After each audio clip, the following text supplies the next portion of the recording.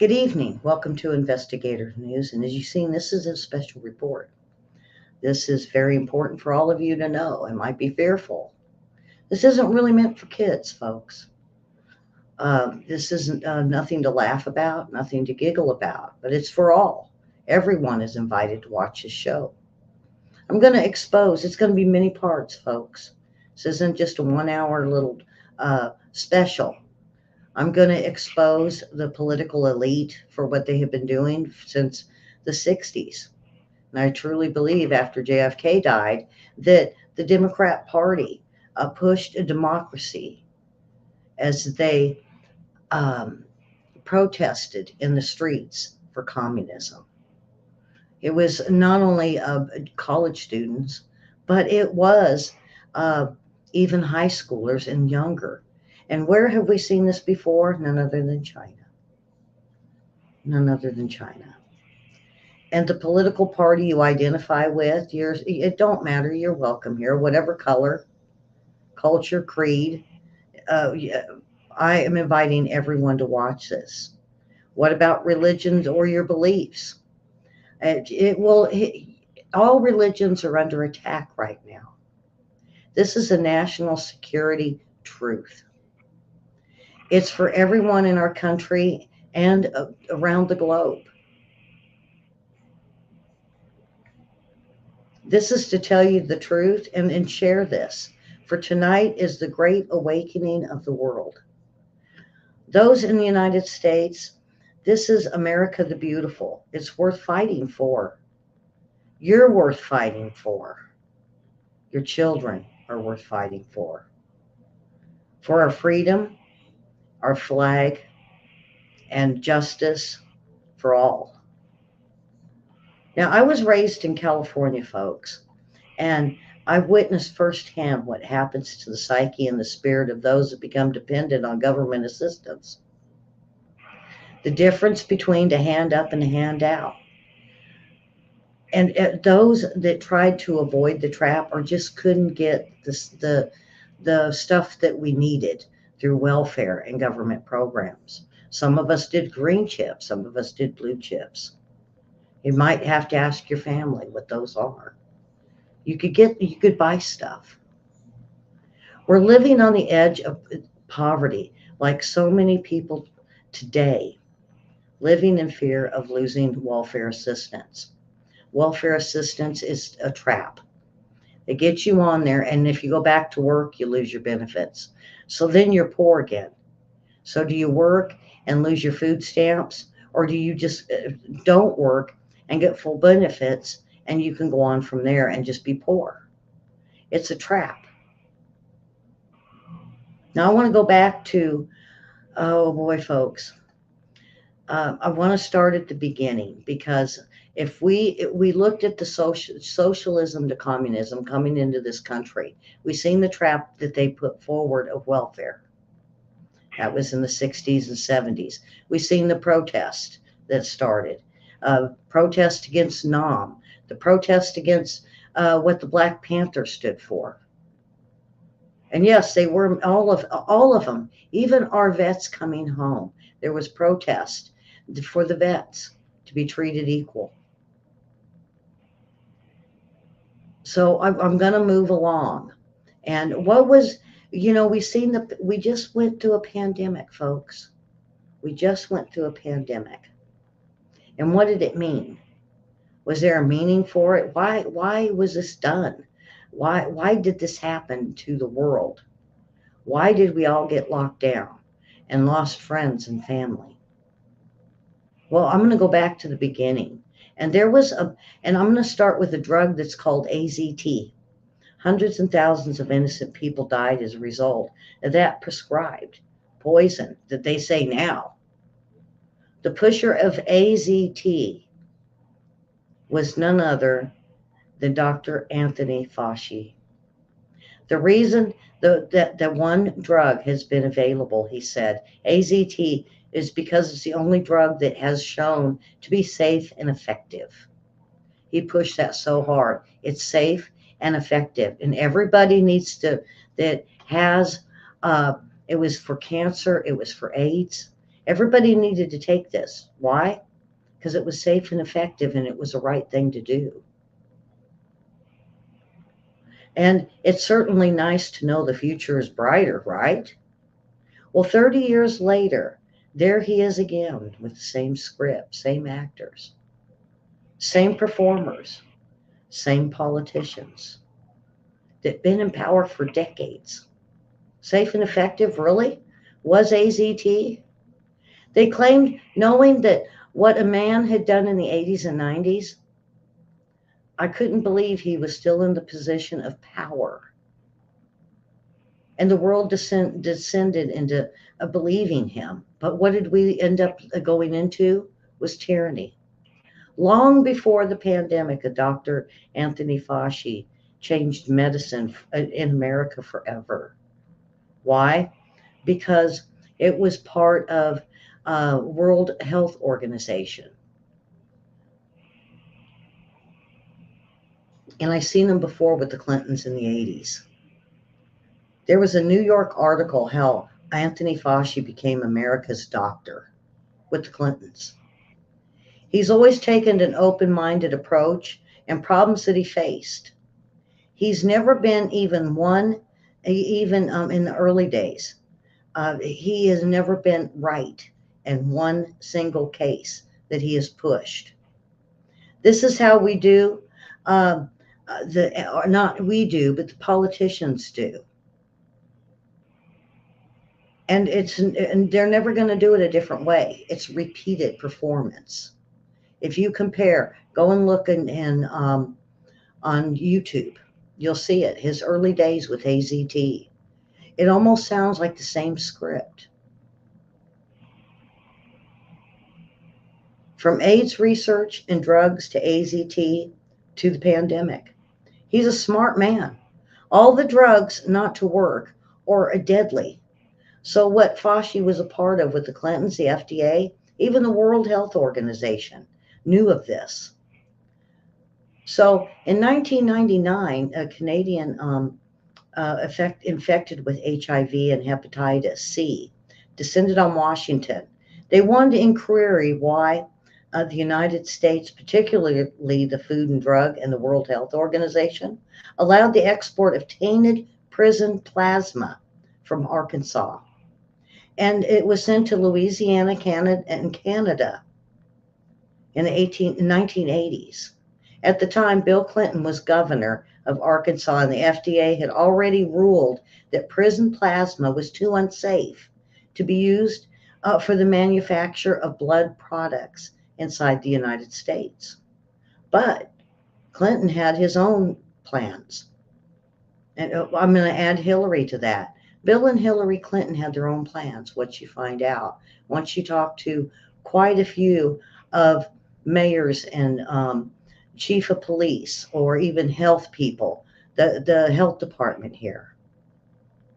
He was in so many scandals back then, from Whitewater to the uranium one with Vince Foster, his death, Travelgate, Troopergate, Filegate, Cattle Futures, Paula Jones, Jennifer Flowers, Monica Lewinsky, Chinagate, Benghazi, the Clinton Foundation. What about Humagate, Anthony Weiner, Haiti, with Hillary and the kids? This should have been likely treason, and even her private emails. She was Secretary of the State at one point, and everything they had done here was covered up. But what they did here was the start and a trial run of communism. And then when everybody started speaking out, one by one, the body count started. Perhaps the most heinous and lethal actions were those allowed by the Governor Clinton and his wife in Arkansas. As prisoners rarely, you'll hear about horrific Arkansas prison plasma program that led the Arkansas governor to the White House, because in the long run, he saved America with the AZT, with Dr. Fauci.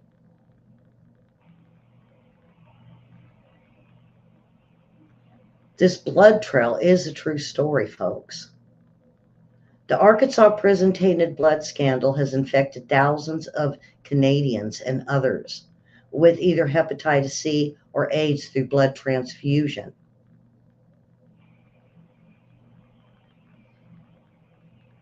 And Arkansas has known about this for decades. As we scream and tell everybody, we are silenced. Our media here won't tell you this story.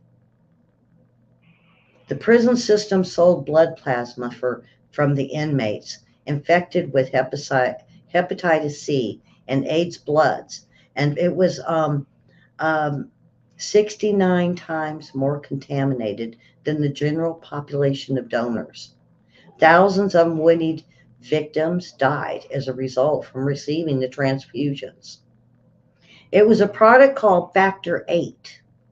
So you can even find Factor 8 on YouTube or look it up on Google.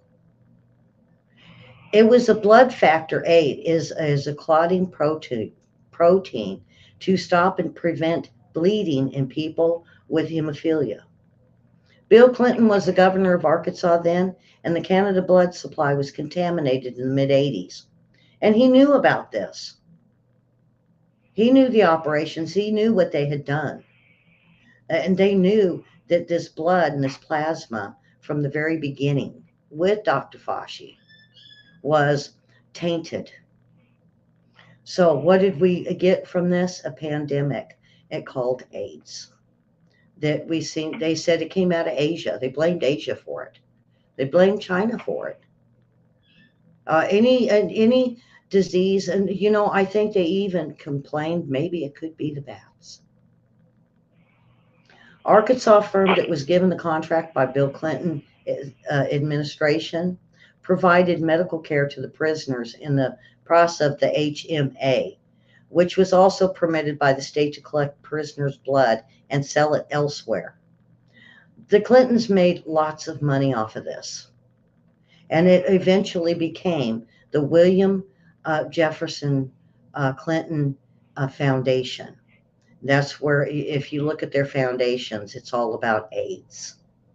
The governor was a friend of the HMA president, Leonard Doane, a political ally who boosted the friendship in 1986. The Arkansas police who conducted the probe of the allegations was given bad data. But there was poor medical care to the inmates. He was appointed by Clinton to sit on the Arkansas Industrial Development Commission. Many foundations and commissions and different programs, they were called social programs. What it was the beginning of socialism in Arkansas. And they both served and financed themselves. And all the way to 1990. The purchase and the infamous Madison Guarantee Savings and Loan from the Clinton business, what they got from that was James McDougal. In the early 1980s, U.S. companies that were looking at these blood products, and that means they separate the various components of blood plasma, that had stopped buying prison blood because it was widely known since many prisoners practice unsafe sex. There were many intravenous drug users that posed a high risk of carrying AIDS virus. However, they promised and said it was safe. And they found unwilling buyers throughout the world. The broker in turn sold the plasma to Toronto. Based blood, the laboratories really couldn't apparently analyze at that point, not like they do today with the DNA. And they apparently did not realize the plasma had come from inmates. Why? Because Clinton's backed out of it and said, no prison blood here. It's all safe. And that dates all the way back to the 1980s. The thing about it is the Arkansas State Police even knew about it. Now, according to certain people that has looked into it, like me, um, they worked at the Cummings unit, which is a prison here. And Vince Foster, then with the Rose Law Firm, helped squash the investigation into the incident involving a botched operation in which a doctor unnecessarily amputated a prisoner's leg at the hip. And the approach of it was basically they found out this gentleman had AIDS, is what I was told. And they said that all the blood that he was losing, they were collecting to be able to sell. And now I have William standing by on the phone. I told him if he wanted to jump in, he could. So, um, so the legal claim against the company, the prison, and even the state of Arkansas for this um, was all washed over by Vince Foster. Now, you could see why Vince Foster had to, they say suicide, we say someone killed him. He had too much info. This is just one small speck of what Vince Foster knew. A lot of people don't know about this.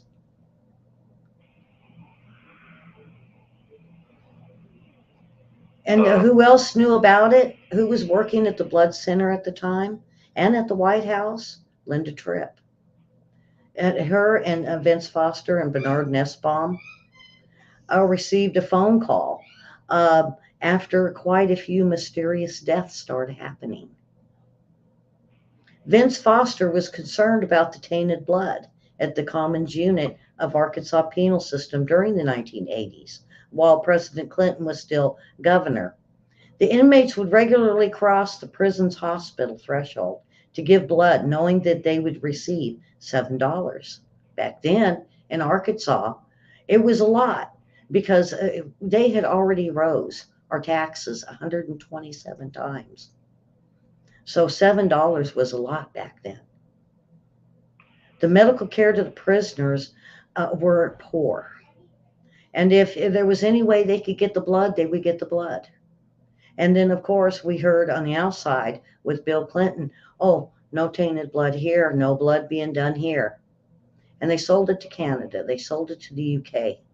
And this is the start of a horrible pandemic called AIDS.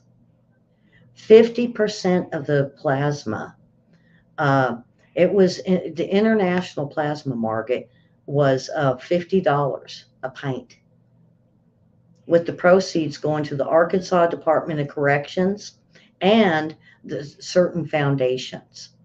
And we believe, and we don't have the proof of it, that it went into the William Jefferson Clinton Foundation. The so-called blood clinic, hundreds of prisoners sold as much as 2 pints a week. And it went on. And then it all of a sudden we in Arkansas, they were saying they were shipping to Japan, Italy, Spain, Switzerland, Canada, even Scotland, even though repeated warnings from the FDA to Governor Bill Clinton at the time that the plasma program wasn't right. There was too many issues, too many problems, too much tainted blood that was showing up. That program kept running until 1994, when it became the very last drop, they say, of blood, and that they were forced to cease selling its prisoners' plasma. By then, it was too late, folks. And it was Canada and the UK that finally said they knew where it came from. And this was the start of the impeachment of of the Clintons and the impeachment but they never listed the tainted blood. That was covered up by none other than Nadler. Nadler and who? Well, we seen Mueller here. We seen Comey here. Now, I remember I keep telling you, we've seen these people here. These people have been by their side, the Clintons. Now, I got to add the Bush family, because during the 80s, the Bush family kept telling Bill Clinton, yeah, you're our son, but you can't do this. Well, I'm not doing that. But they were so wrapped up in Iran-Contra affair that they did not pay attention to what was going on with the tainted blood. They blamed others.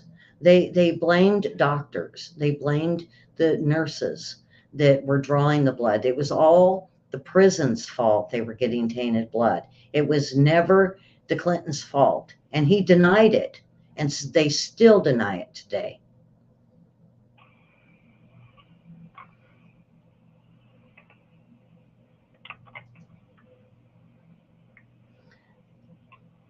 This, hold on, this scandal is just one of many, but it's one of the deadliest that I've seen them do. Think of AIDS that's all over the world. And it wasn't just Asia. Asia may have been an issue, folks, but when I seen and I heard and I read and I seen the documents of AIDS and what Factor 8 was all about, it brought me to tears. I had a friend that we knew in the service that got AIDS. And many people had AIDS and still do. Was it, and Dr. Fauci knew about it, Nadler knew about it, Vince Foster knew about it, Bush knew about it. This was early, I think, a pre-trial run to a pandemic that they were hoping would push us forward into communism and the one world order. Go ahead, William. Yeah, it was so bad that, I had major back surgery twice, and I wouldn't accept any other blood. So they were forced to give me synthetic blood, and it took me a lot longer to be able to heal from those surgeries because I didn't have enough of the natural blood stuffs in my system. And so, it took extra weeks. It wasn't a funny thing at all. No. Did you know about this though? As a surgery, did you know that there was blood that was? I knew that some blood had been tainted. I didn't know exactly what or where it had come from. All I knew was I didn't want it in my system. So I told the surgeon, "You can go ahead and do the surgery, but you can't give me somebody else's blood." And I began to ask myself, how did they get everyone to go along with this? How did they get everyone to go along with the AZT was going to be this miracle cure, safe and effective? But it wasn't. It made it worse. And I began to obsess with finding the answer, and I began studying every moment, every recorded part of history where this is not just pandemics, but the self-destruction of a democracy of the Democrat Party. When did all of it, the U.S. go so bad, so corrupt? And they're happy about it. I've always believed they set it up for the one world order spoken by Bush in the 1980s. That was the first I heard of it. I even asked my dad, what is this new world order? And he said, this is something new. He said, but he is starting to doubt the political status of George Bush. So down that rabbit hole I went, where I discovered the work of G. Edward Griffin. And since the 1960s, Mr. Griffin has warned the world of a communist plot to take over America.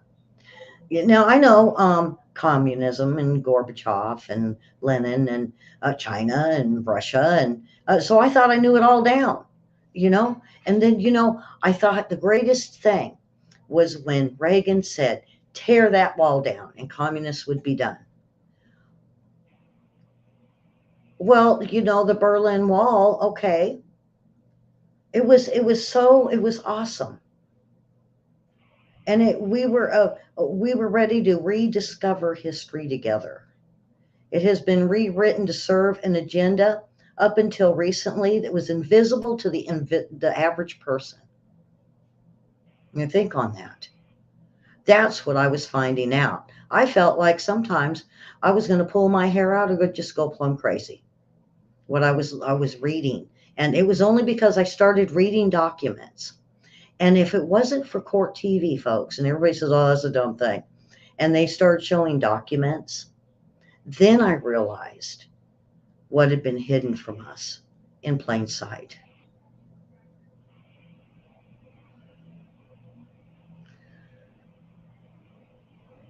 My parents warned me about communism, and I knew very little about socialism, and even less about democratic socialism, as it turned out. How do we redistribute wealth through taxation without expanding the powers of the federal government? I began turning my questions of what is wrong with these people.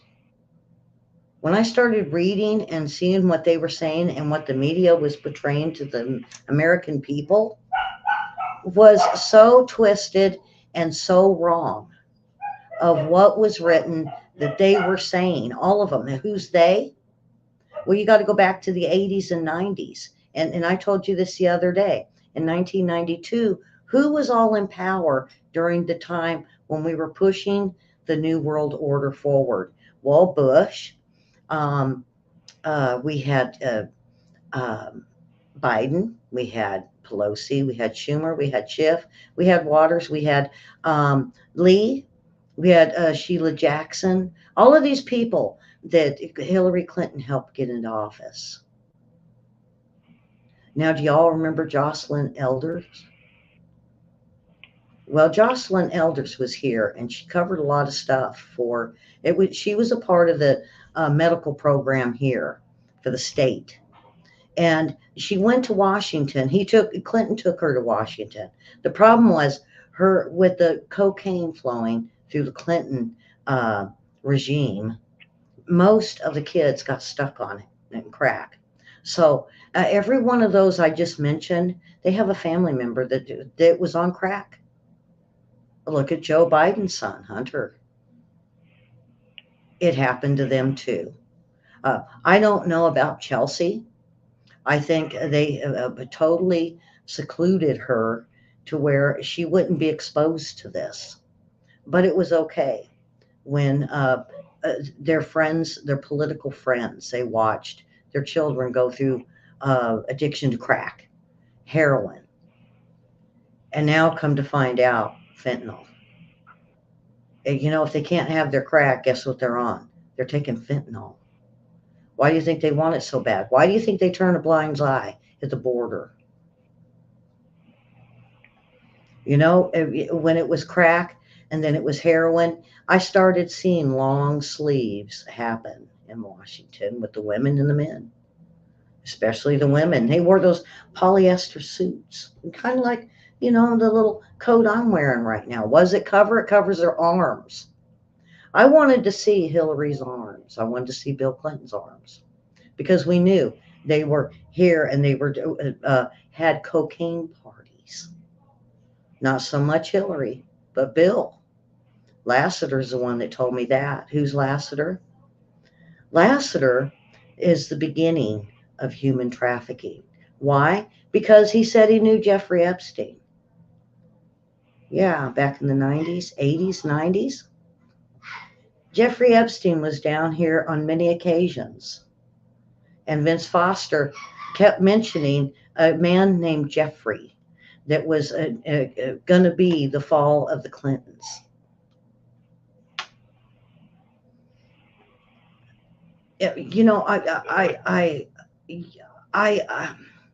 I began turning a lot of my questions, and what is wrong with these people?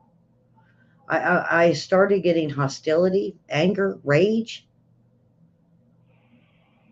because I knew what this was about. I didn't realize it back then in the 80s and 90s, but I seen it now. I could see it now what they did. I seen what Lassiter told me about. I had a nice long conversation with Lassiter, and he got caught, and you guys can look. He got caught with selling 15-year-old prostitutes. One even ended up in Las Vegas as a forever prostitute. We don't know if she's alive or dead. We started seeing young girls. They got them on cocaine. The young girl said there's piles of cocaine, and all these political people are here. Then they start flying them out of Arkansas to they don't know where. Ellie? Yeah. So in the hierarchy of illicit money making, the top of the rung is arms dealing. The next one down is drug dealing, and the third one down is human trafficking. Mm-hmm. So if they're doing drug dealing and human trafficking, what do you think they're also doing? Arms dealing. Mind-boggling corruption. Well, yeah. The thing, William, is everybody kept saying, well, what was Bush's part in this, and Reagan? Now, Reagan, I believe, okay, now I don't know for sure that he even knew about it. It was Bush, and when we started moving into the 90s, it was Biden with the Clintons, because I kept seeing Biden a lot. But I want to go to what was Bush's part in this? Now, back in the 80s, we seen Barry Seal, and everybody's seen that big movie with, what's his face, Tom Cruise. Boy, that was so misrepresented. They made it look like Barry Seal was this good-looking guy. No, he wasn't good looking, and so he was.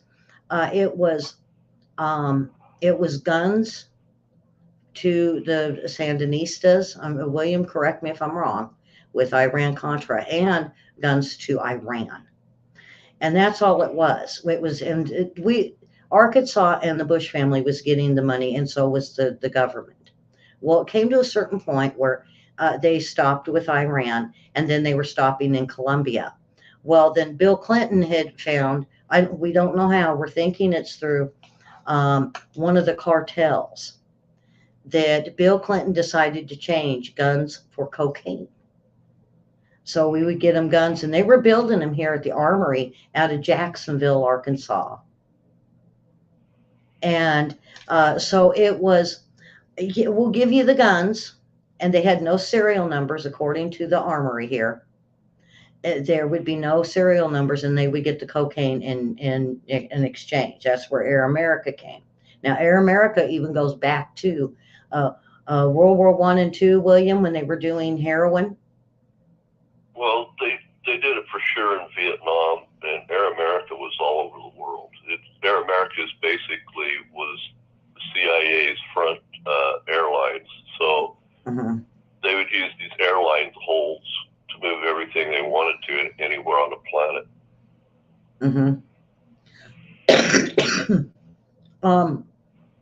And so eventually, when Bush, this is Papa Bush, found out what Clinton was doing, he says, no, son, we're not going to do this. I know you're up to your elbows in cocaine, but it's got to stop. If you're going to be the next president or the president of the United States, then you got to stop this. And Bush said he walked away, but always considered Bill Clinton as a son. Now, Bill Clinton, according to his own physician, overdosed 3 times on cocaine. And possibly something else, but he wouldn't say. And he even using life support to bring him back. A lot of people don't know about that, and it's all slipping away. It's all being hidden. It's being shredded. It's being just like the emails that disappeared. There is stuff in those 33,000 emails that have to do with the tainted blood. Bill Clinton being a serial rapist, the boys on the track, and how far the cocaine went. We're being told today there's still cocaine being brought in to Arkansas. They just moved the airstrip, folks. They moved it from Mena and they moved it north. When they got caught there, they moved it somewhere else. They're using open fields. to land these drugs into Arkansas. It's not just Arkansas; it's a number of states. It is. It's nearby, Florida. too. It's Oklahoma. It's New Mexico, Arizona, and even being shipped in on trucks all the way to um, Chicago. Now, the amount that's coming in here goes to Chicago and New York, as far as I've been able to find out. Um, yeah, Mary, no way to stop it. No, we can't. We've tried. Even with the boys dying on the track and being found out what they did, they just, everybody that knows about the cocaine and the human trafficking that started here is dead. Everybody's gone. They commit suicide, suicide, or we don't know where they went. They're just gone. Don't forget airplane accidents. Oh yeah, there's accidents, suicides, and what do we call it? Arkancide. Arkancide's for real, folks. It's a serious thing. Everybody kind of jokes about it, and I even told William this before the show. There's a lot of people that Arkancide and they throw it out there loosely. We take it dead serious. And why? Because we're in fear. Anybody that lets people know about the information I'm giving you tonight are basically harassed. Now, am I being harassed? Yes. Am I having issues? Yes. You guys have been watching my computer and my show with problems. The closer I got to doing this show, the worse it was getting. The thing about this is I'm looking at rage and anger, people that seem like uh, zombies. Are they hypnotized? You know, the fact that we're here indicates um, that this needs to be told, and the fact that you're here is very important. You And it's don't never really gone have to away. have interest in the subject and what I'm going to tell you tonight. I'm not going to waste your time. This is something that, I even heard today, well, everybody's talking about this. Not all the stuff I'm telling. Not everybody is telling you the truth of these political elite. And I've only gotten to the Clintons and Fauci and a few others that I've brought up. There's still more. Go ahead, William. Well, it is the political elite. There are been a few leaders that have not been aware of this, but this has been going on just under the surface behind them, and was hid from them. I think that happened with Reagan. I'm sure it happened with President Trump. Even if you've got a good president at the White House, they're kept in the dark about this stuff.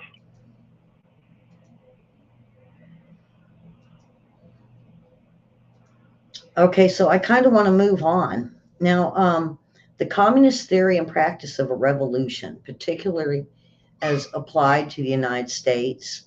Now, this will not be something dreamed about or brought out of thin air. This was a strategy that uh, basically from Russia to China that's been not taught but forced. And what was it started with? Marxism, fascism. And I keep telling you guys bits and pieces on this, but I wanted to bring it all together. It's taught and advocated to them in their own manuals, their textbooks, their schools. It's like they said it's a new program of the Communist Party. And they call it the term uh, domestic social programs, like the welfare program. Remember, I said at the beginning, they got so many stuck on it, on the welfare payments and the food stamps, not allowing people to go out and really get a good job. And this was part of fascism and Marxism. You do this. Even our forefathers didn't like the Marxism, fascism, and tried to warn us. Why do you think we have a Constitution and a Bill of Rights? This subject of, to say the term socialism describes a first stage of a new society that in its full development is called what? Communism. Socialism is a transitional stage, folks. It's just the start to say, we got, oh, you know what? We're going to bring in this program. Oh, we're going to give you free college. Oh, we're going to give you, how about some reparations? How about, and it's only to put us into debt so far and make prices so high. You know, the thing about this is, what about Venezuela? What about Switzerland, or over in Europe? They said it's working there. And look at Canada with the social medicine. Ellie, No, go ahead. none of those social democratic countries could have existed without the money that came from the United States. Mm-hmm. We supported all of those systems to keep them from collapsing into the Soviet sphere, but we paid to prop those systems up. They're not self-sustaining without taking money from the United States. You know, $100 trillion has been siphoned out off the top of the U.S. economy just in naked shorts selling of stocks. That doesn't include banking. That doesn't include all the other internet multinational corporations that have funneled money into Europe. We have propped up all these countries, and they would have collapsed without money in the United States. If you're angry about the cost of living and the infrastructure in the United States, look no further. Mm-hmm. Yeah. And see, and what did we find out? Venezuela and other countries that used the social programs failed. The prices went so high, the people fled here for to be able to live. Venezuela fell, and then they're taking the money they make here with the social programs they have here. They take whatever extra they have and send it back to Venezuela, mm-hmm. so other family members can live, and it just props up that system. And you know what they did is they took in Antifa protesters were sent down there to get the teenagers, the college students, flamed up because they found out. And remember, the beginning of the show, I told you about the protesters. Well, now they have a set group of protesters, and what it's meant for is to tear down the policing. And they can't have a police policy with a socialist program. It doesn't work like that. They have to have a communist military that will do what they say. And so they have to infiltrate everything from our from policing, all kinds of policing, all the way up through and into the military. And we're starting to see a little bit of the changes in the military. But I think they're seeing generals that are putting the stop sign up. Really? Yeah. There's a large group of they're protesters. They're not just protesters, they're professional protesters. And yes. They're flowing all around the country. Yes. And they use those to foment unrest within populations. And so 10% of what you see out there are not really protesters. They're paid. They've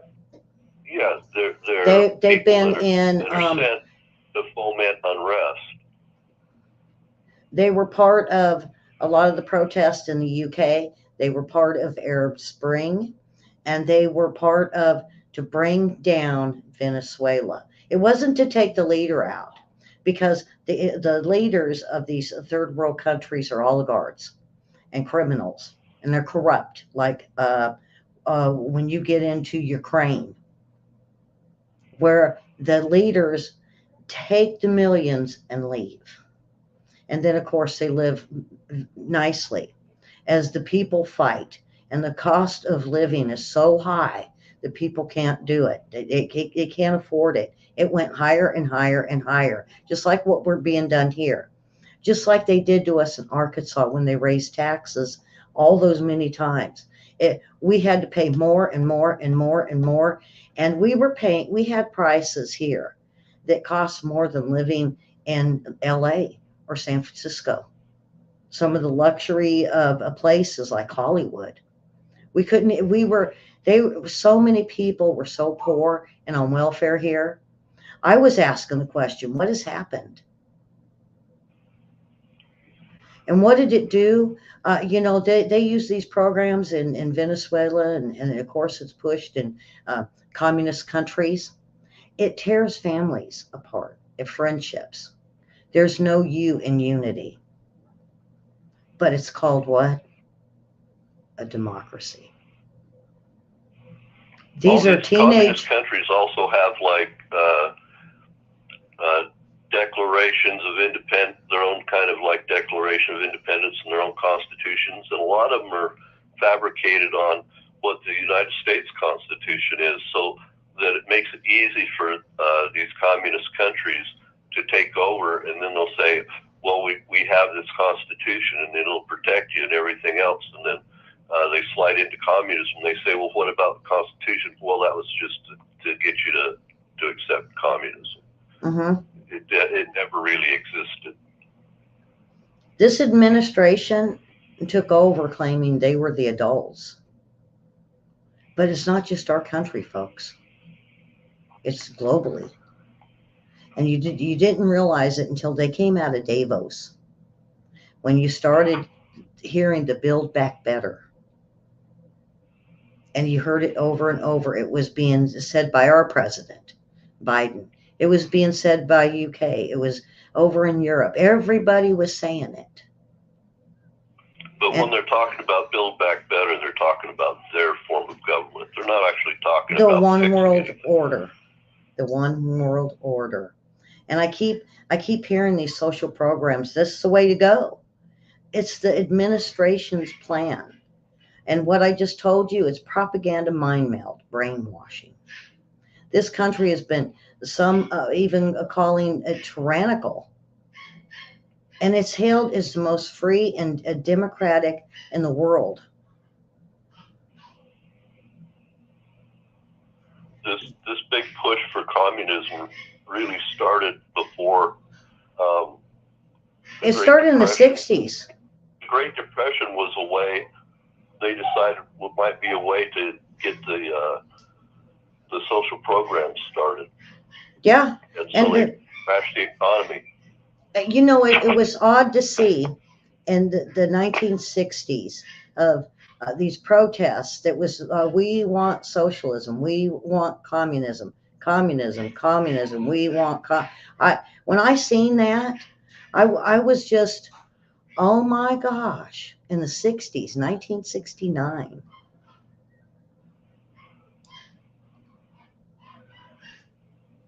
They'll do anything to get their way there, like Yeah. Julius and Ethel Rosenberg in the Manhattan Project. Mm-hmm. It was all about communism for them. Yeah. Communism, and we finally had to hang them. And Nobody wanted to hang them, but they wouldn't give it up. there was a West Coast newspaper of the Communist Party ran a rather interesting editorial. And what is needed now is an effort that begins to look at the magnitude of the problem as minimum of such program. Demand massive emergency action by the federal government. The federal government has to invoke an Emergencies Act or pandemic as of either or with a bank, other financial services providers, or a way to freeze or suspend an account without a court order. Now, what we started to see was, remember when the bankers fell, then we paid for it. Did they really fall? When what was his name? Bernie Madoff? Is that what his name is? The one that got Bernie caught? Madoff, Yeah. yeah. He started to talk about this. He said this was planned, and they shut him up. They took him in and they shut him up. They wanted to freeze or suspend our accounts without a court order. Well, we didn't, I heard about this in the 90s and with the bankers. And I was like, why would they want to freeze or suspend everybody's account? They said, in order to take tabs to find out what the bankers did. I said, no, why freeze my account? You need to tally up what they got, is my question. But no, well, it finally happened. Um, they have already started to follow up with financial sanctions, and criminal charges with banks have already started to freeze accounts of people involved in what? Protests. And how do we know? Look at Canada. Look what they did. Look what they did to the truckers. They started doing it to churches too. Now, I don't know if a lot of you knew, but if you are suspicious, like the Catholic Church or another church, all it takes is a few protesters to go in, and all of a sudden the banks and with the churches will freeze the churches' accounts. It doesn't matter when. They'll do it during Christmas. They'll do it during Passover. They don't care what you're doing. They don't care your religion. You could be Muslim, you could be Protestant, you could be Catholic. It don't matter. They have got tabs now to where they can freeze your account or freeze these They're churches' even doing it accounts. to Jewish synagogues. Yeah, Jewish synagogues. Now there was a lady that she says it was really unbelievable growing up under communist dictatorship, and she wanted to warn us. And I listened. This she isn't the only one, and she was like, call me Jane Doe or John Doe. She didn't care, and she said she has been warning of what's coming. She could smell it at every corner. She says, and she put up with more of the fighting of the protests she was a part of in China. She said, but it was really odd with Tiananmen Square. There was us that were doing right, and there was those that were causing problems, and it wasn't us. They were paid Americans, and that's Tiananmen Square. So our paid protesters that we just talked about were part of Tiananmen Square too. It goes back. It goes a long way. Ellie, Yeah. I don't think people understand when we talk about communism that they think of it like people think of being in the Republican or Democratic Party. This isn't the same, okay? These people are absolute hardcore believers. They'll off their entire family if they figure that they can get what they want out of communism. It is an illness. It's like a brain virus. Once they go down this rabbit hole, it's almost completely impossible to pull them out of it. Mm-hmm. And They're dangerous people. This same lady, and she said, she started looking around. She says the 70s, 80s, and she said something happened, and these people seemed hypnotized, maybe like little robots. She said, and they were all falling in line, and they were doing as they were told, and they were. What she was hearing is, why is our leader doing this? And they wanted to go back to Mao. That Mao was the big thing and the best of the communist world. And so she said, the more she started looking at the Chinese people and the more that the laws of the Communist Party were enforcing, the more they were just gone. There was just nothing home. And those that didn't want to be that way, they locked up. And then, of course, we had the pandemic. And, of course, they put them in these single little, they look like, I don't know, a closet. And they put them in there to quarantine them. And then, of course, they locked everybody up. And I know we've all seen not too long ago, a couple of years back, with the big high-rise apartments where people were yelling, help, we need food, we're starving. And they shut them all up. What happened to those people? They're in re-education camps. Now, I wanted to get into the next guy, and this is Professor Klaus Schwab. Now, he was born in 1938, folks, in Ravensburg, Germany, where the Nazi crimes against humanity were committed. His father, Eugene Wilhelm Schwab, was managing director of the Esker Weiss Ravensburg, a company that used slave labor to No, manufacture weapons of war. Ravensburg was the center of the SS for Germany. Hmm. That was the ideological death cult Hmm. of, Now, of Germany. So now, if you're a high functioning individual in Ravensburg, you're a spooky individual. well, now his father, okay, um, um, Exactly. let's see,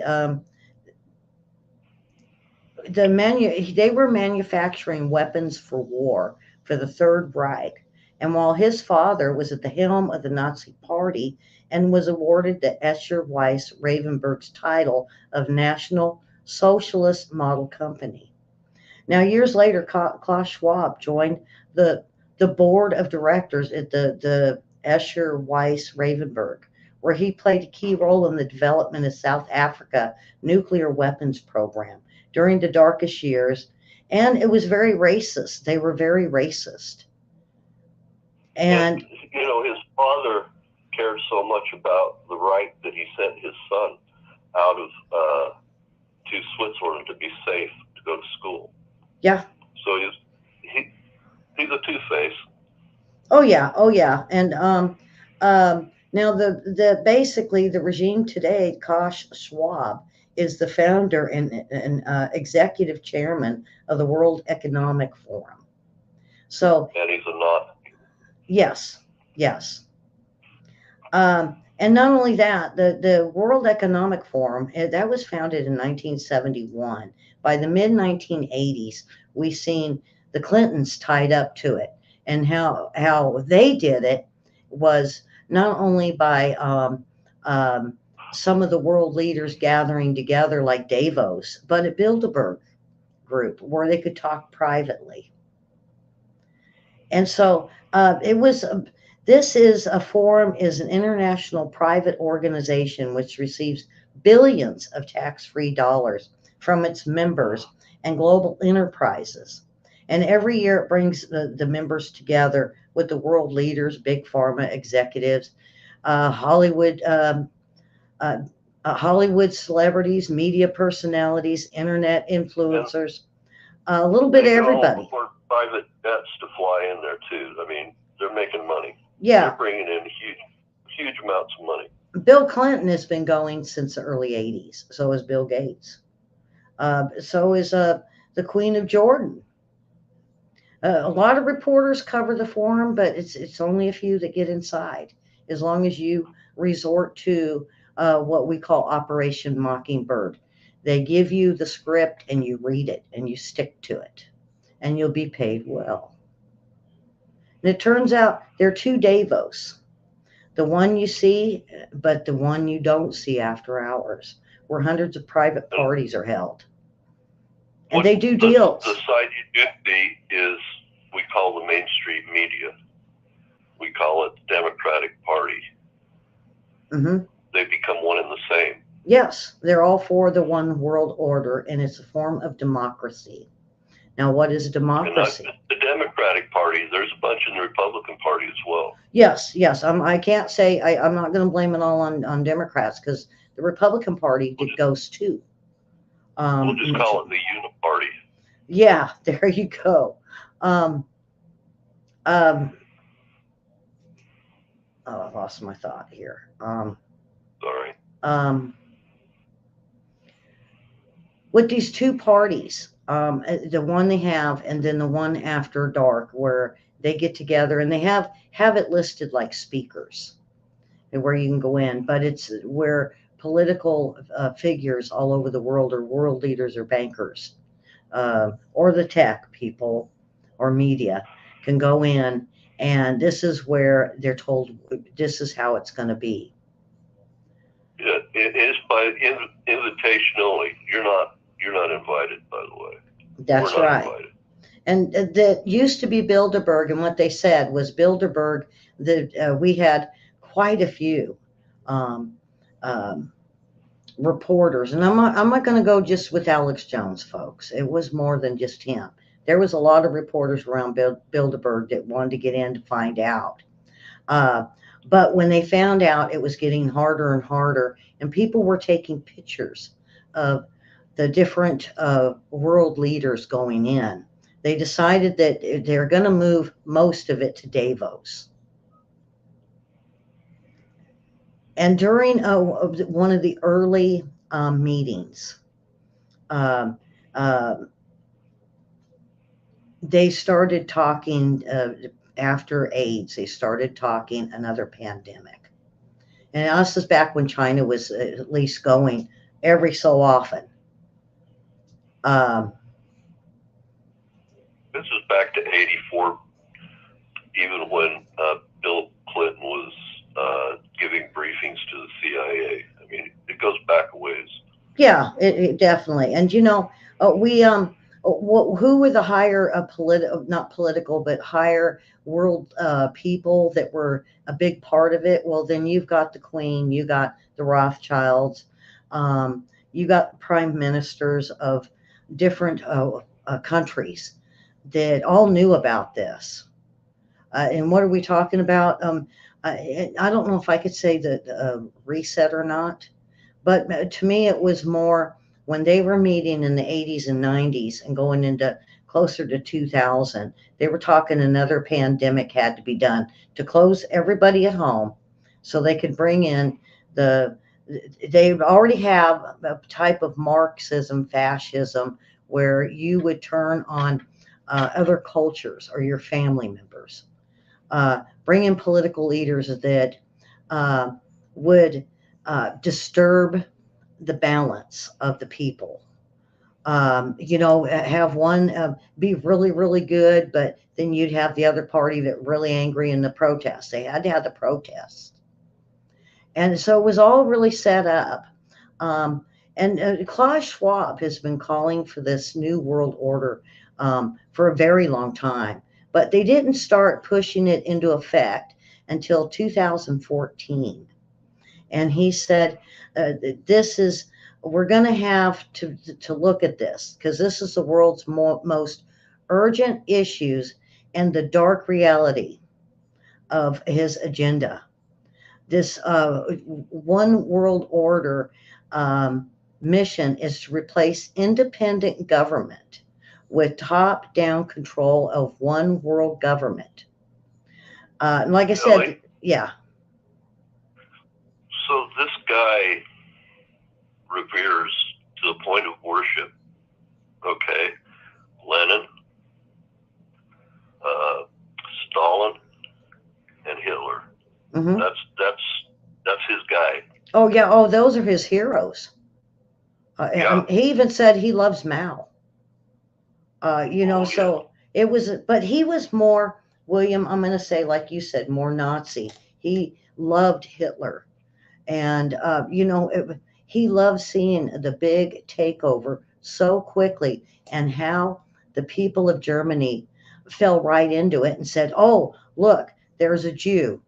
We It's need to the do reason why something. he loves this guy that runs around the United States with his foundations. We won't name his name, but we all know who he is. Yeah. His first name's George. And he's doing the same thing.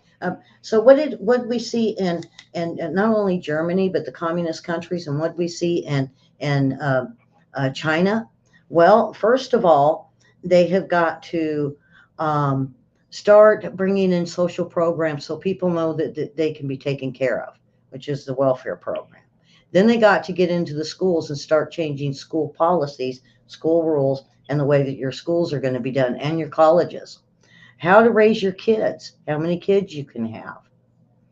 It went to, They have what they call a cultural uh, a cultural war where they destroy all of your previous history before they do this, by the way. Oh yeah. And so this is so when Klaus Schwab had entered the picture, he knew that he had to follow in this track. So he knew working with this gentleman we can't really name because every time I name him I get strikes.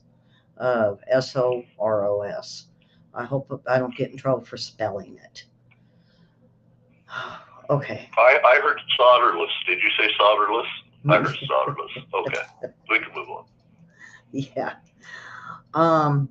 So when he came in, it was to destroy our police, destroy the kids, to get the kids on a set communist agenda. We're using the same agenda that was used during the Germans with Hitler, and the same agenda the communist China has used. And so that's what we see going on with our kids in their schools today. The woman that I told you about, Jane Doe, she said, you can't be pretty in China. You have to look, everybody has to, you can't look like a girl. You have to look, Dowdy. Yeah. You can't look pretty. You got to wear, everybody's got to wear the same type of things. Now, the Muslim religion does that too. They do the same thing.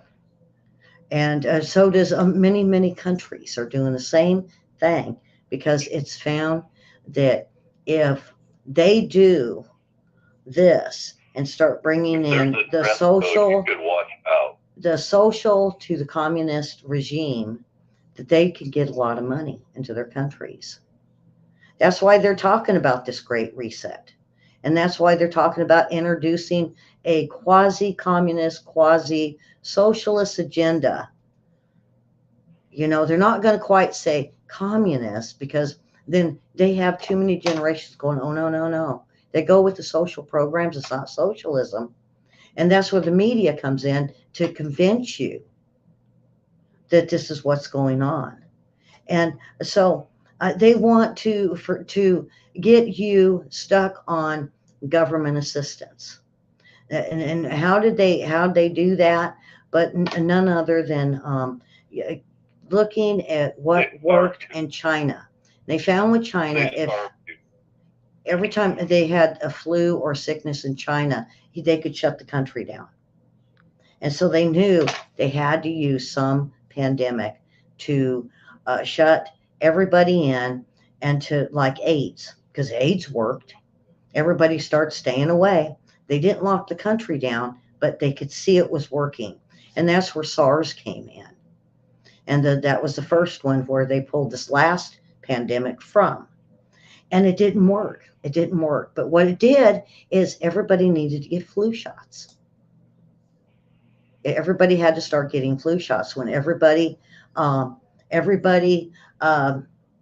um, decided they would go along with it, they knew they had us. So that was the start. They knew that they could start bringing in a way to shut the country down for communism to move in. You know, the problem was Trump. When Trump got in office, it killed bringing in everything after Obama. Hillary was supposed to get it. They thought they had it. They thought they had it. And everything, this pandemic would have came in much earlier. It was supposed to come in under the Obama administration, but it didn't. It came in during Trump. And they found this would be the best time to get rid of Trump because all of them were in favor of communism. And no, all of them, what I'm meaning is Congress and Senate. Most of them knew the deep state and the political elite. And so did all of our world leaders with Davos and our all of the all of the agendas that they bring forth that happen always over there in Europe. You always got to go over there. The G summits. And this is a major push by the royals in Europe as well. They support this thing because they believe they can take back their kingdoms from this New World group push. And so they want this Schwab to be successful so they can overthrow him. Mm-hmm. And you know, everybody said the one thing I caught from watching one of the documentaries was um, how are they going to know the who's who? Like how did they know that who the Jewish were during the Nazi regime? Um, and how did they know whose house to go to? How did they know they were actually Jews? Well, it's something that was put in during Hitler. So now get this. This is how far back this goes of them being able to keep tabs on us. And then China adopted it shortly after Hitler and World War II. What is it called? IBM Cloud, folks. IBM Cloud. IBM was back then, and you know they when IBM came out, they made sure they did it absolutely perfect because it was for Hitler, and so Hitler was able to know where the Jews live. So how do we know? Well, all the paperwork we fill out, all the information we give, no matter where we go, they always want the info, the doctor's office or the bank or the church, or they want to know what church you're affiliated with. All of that, who your mom is, what illnesses does she have. We're feeding IBM in a store of our family for them to be able to control. And this was way back. And yeah, it just blew me away when I was finding this out. And I was like, man, now it makes sense.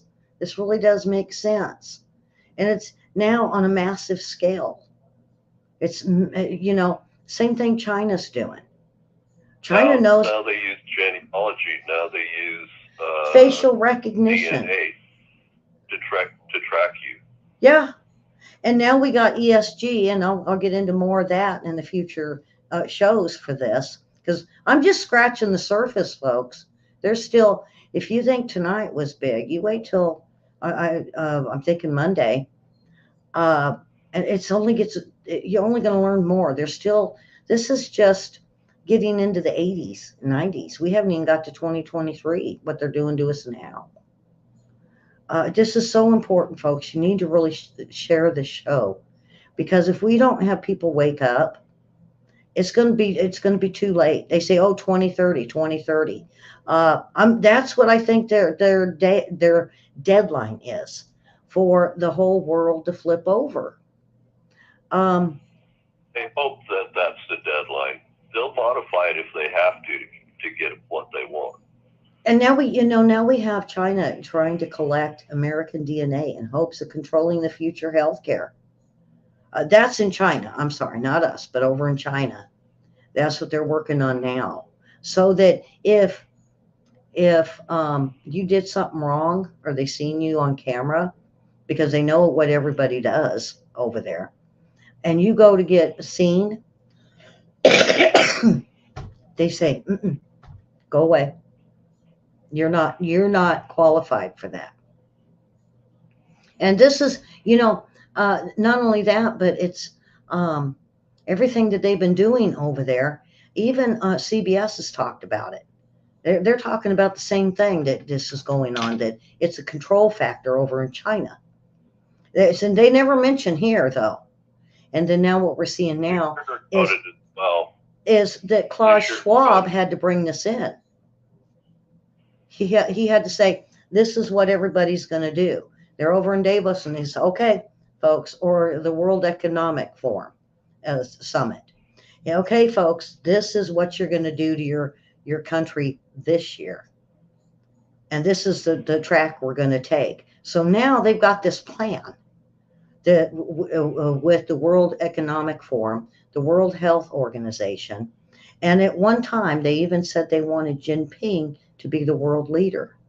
Now, what do we see China doing, going all over the world? Now, they're acting kind of like, I don't like, he don't like the World Economic Forum, is what Jinping's saying. But at the same time, it's with a wink and a nod.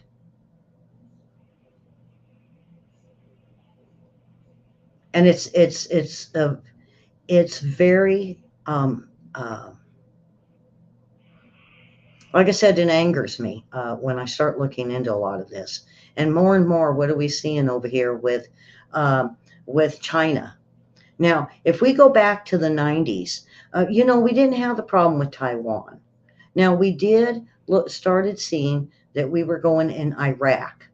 Now, when they started twisting facts for Iraq with the Iraq war, and bin Laden. Oh, bin Laden is supposed to be there. Bin Laden was in Afghanistan. Well, you might even have to help me on this part. And what it was to see if they could deceive the world with wrong information, misinformation about what was really going on in Iraq. Did we really need to kill Saddam? Probably not. I mean, he was torturous to his people, but look at the state of Iraq right now. And then we find out after that's done, oh, wait a minute, bin Laden's in Afghanistan. Oh, okay, here we go.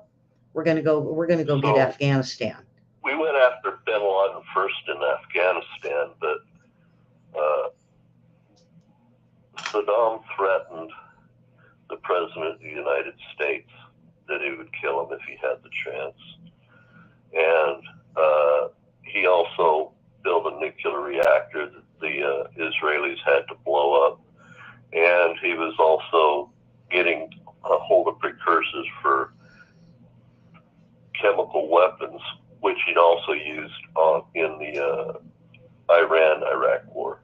So he was a bad guy. But they would always float these little things in the news. They call them beta tests to see how the public would react to them. And then based on those beta tests, that's the information you'd be given because it would be easier for you to accept. Yeah, and after we went in there, oh goodness, because our one of our viewers, Ed, he's one of the veterans that I talk about. Even some of the stuff he told me, they went in and they just ruined Afghanistan to the point where that's where we're seeing the terrorism and the Taliban. And now, isn't it odd that when 9/11 hit, bin Laden's family was being taken care of in Florida for one, and they were the ones that were allowed to fly. No one else was. The other thing was that we seen a change in oil. We were looking at the Middle East for oil. Now these are Democrats looking for oil. Well, when we did this, the amount of oil we had, it pushed the prices down. So everybody bought up. It's kind of like Pelosi with how she does her stocks. And they bought it low, and then they get it and they raise the price, and then they sell out. And then what they do, and this is according to Klaus Schwab, what is the best thing to do, is you cut it off completely. Then you got control of everybody, where they can go, what they can do, and it will tear families apart because, can't go nowhere. You can't work. Separate the people. It also goes back to the military because military moves on petroleum. Yeah, it would stunt the military. There's so many effects to it, and see that's what I'm here. What I heard, and listening to Klaus Schwab early on in those days, was that we had to do it because we have to gain control of the people. We need control of the people. And that means they want to get hold of food production. Right, and that's where I don't want to move ahead too far where Bill Gates is buying up farms, but and GMOs, and we'll probably get to that on one of these other shows, part 2 or part 3 probably. But when we look at the 80s and the 90s, and we look at the track for the one world order, because this is what we're talking about, is what they're doing to us. And we're going to take care of you. Farmers that lost their farms in the 80s. Yep. That was engineered. Yep. And the same thing happened in southern Africa before China moved in. Was they took the farms from the whites in South Africa and labeled them racist. And that was in the 90s and 2000s. So they were working on another country. They always want to say anybody that is not of your culture or in your country, um, um, you're the racist. This You're is the where the racist. Arab Spring came from. Uh-huh. Um, this is where all these governments got turned over and over and over in South America, and all these Hmm. rebel groups and people losing their lives. This is all one and the same thing. Yeah. Yeah, it's pretty much. And so when so we get to Hillary Clinton that didn't make it into office, and it was the biggest scare that the world leaders had. Now you can understand the death looks and the stares that with Trump when he tried to go to any of these um, world meetings. They didn't like They him. considered Hillary winning that election a fait accompli. Yes, they would have totally completed it, and by 2024, the world would have been under communists, under the one world order. But Trump interfered, whether you like him or not, folks. I don't care. What happened was it interfered. That's why they were so worried about. Boy, I hope I can remember his name. When they had the big um, um, election between Bush, Clinton, and what was that little fella out of Texas?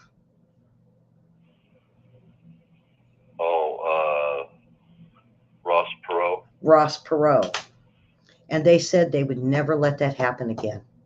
And that's what we heard in Arkansas because the Clintons were pissed because they were in line to get that spot for the start of the one world order.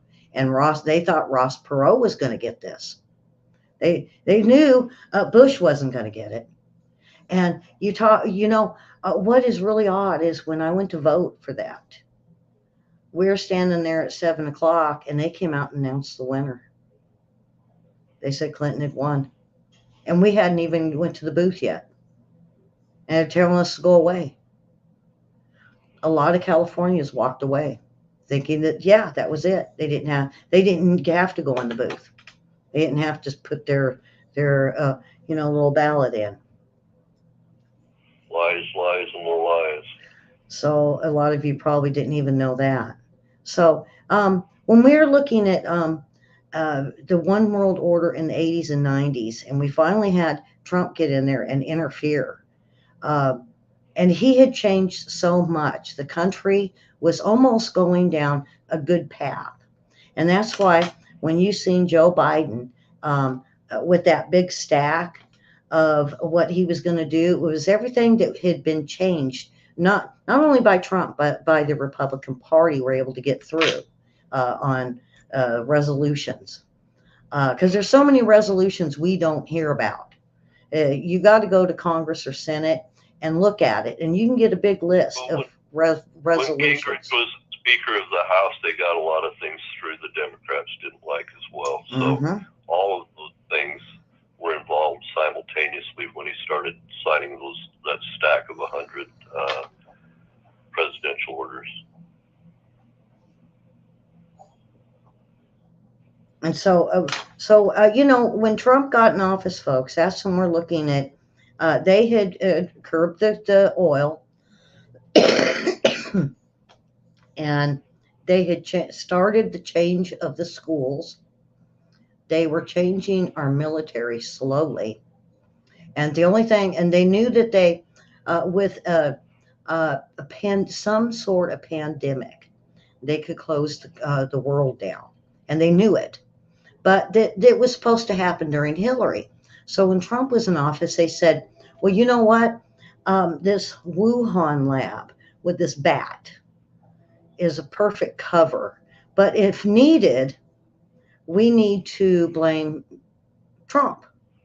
But now And see, they ran a number of beta tests as well. uh-huh, There was the Legionnaire's disease, remember that? uh-huh, There was toxic shock syndrome, remember that? uh-huh, And then there was SARS, uh-huh. and then this thing came. Yeah. And so when they got it to the point of where they knew what they were going to do, they just had to do it all at once. And of course, it was going to leak out of China first. And of course, they would. Now with Trump, when he got in office, and William, you probably know this.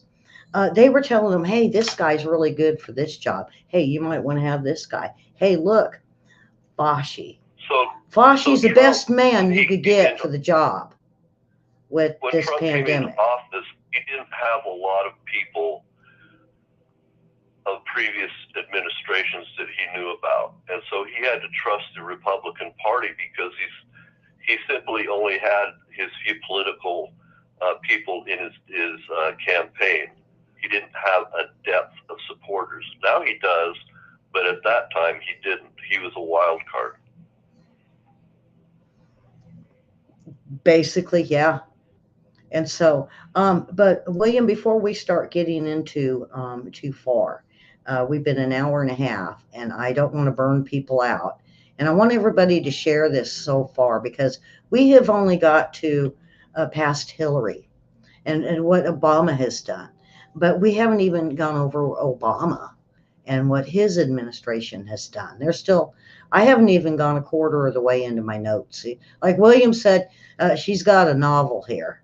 So you got, I guess I'm reading my book to y'all. And William's helping. He's a ghostwriter just to go along with us for these few programs because there's enough there that any one human would probably start swimming, trying to tread water for all that information. It's big. Mm-hmm. And Big. This is not just affecting the United States. This is worldwide. Impacting. Yeah, and it's not just, and some countries are worse than us because it's a third world country where they're just collapsing. I think it isn't it. I could be wrong. Madagascar that are starving because of what has happened. It's Madagascar. I think it's Somalia. Sudan.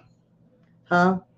It's Sudan. Sudan too. Yeah, to where they are starving, and they're looking at the World Health Organization or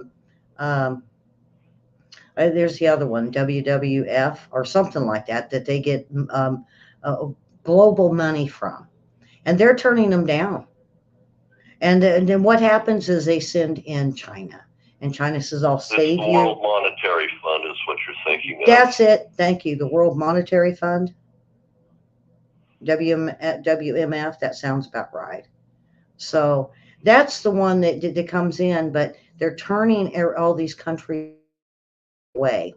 And what happened is, lo and behold, China goes up and says, "Hey, we got this Belt Road Initiative." So we have two banking systems that can come to the help of these countries. One's called the World Bank, and the other's called the World Monetary Fund. Now, the World Bank is sponsored by actual banking, but the World Monetary Fund has interactions with the United Nations. Yeah. So, okay, William, I thank you very much for coming in. The next part 2 will be on Monday.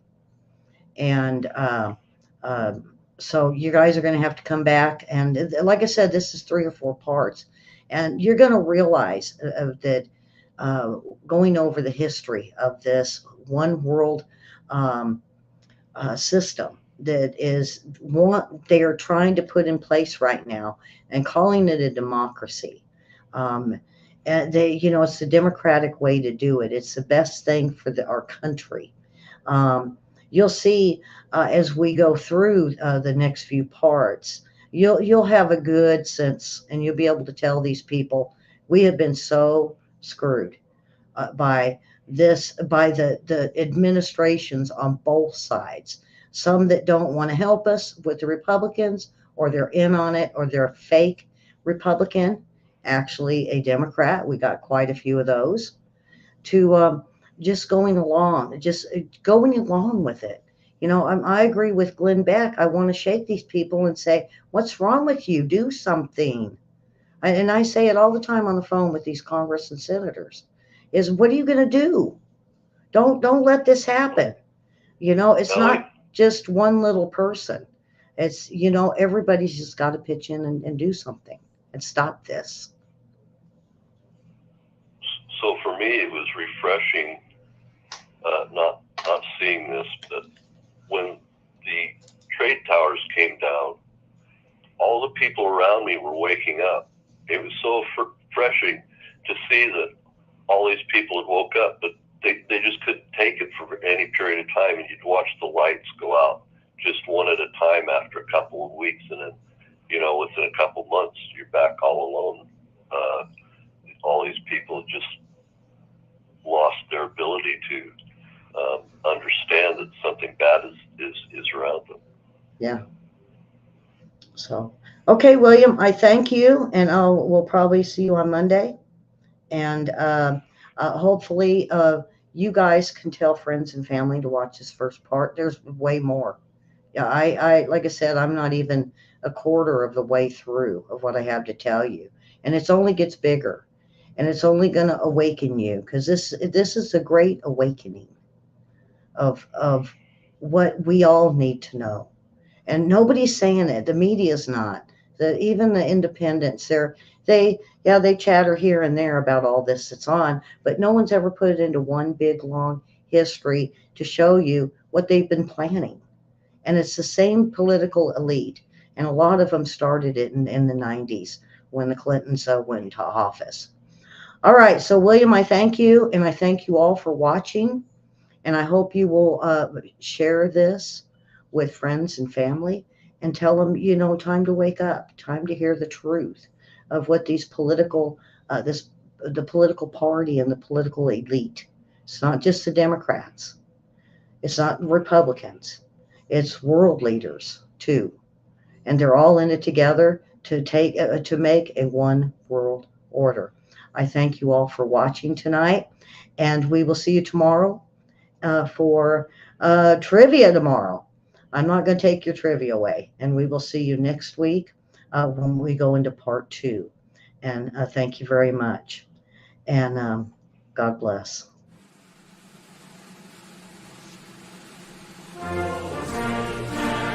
Well, how was it, William? Okay.